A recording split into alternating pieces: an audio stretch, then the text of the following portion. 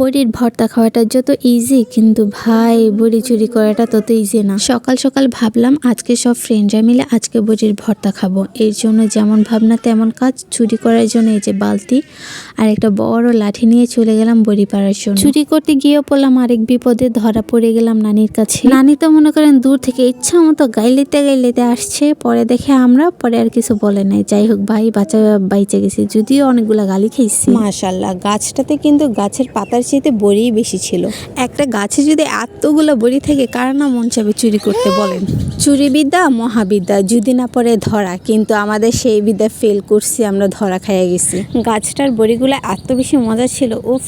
আর দেখেন কিভাবে গাছ থেকে পড়তেছে না, আমরা পারতেছি। এই যে বালতিতে আমরা অল্প কয়েকটা বড়ি নিয়ে চলে গেলাম, কারণ যেহেতু মানুষের গাছ খুব একটা নিব না।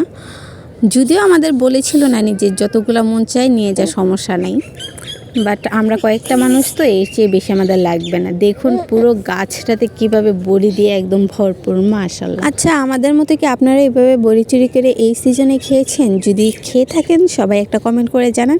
আর এই বড়ির নেক্সট পার্টও আসবে।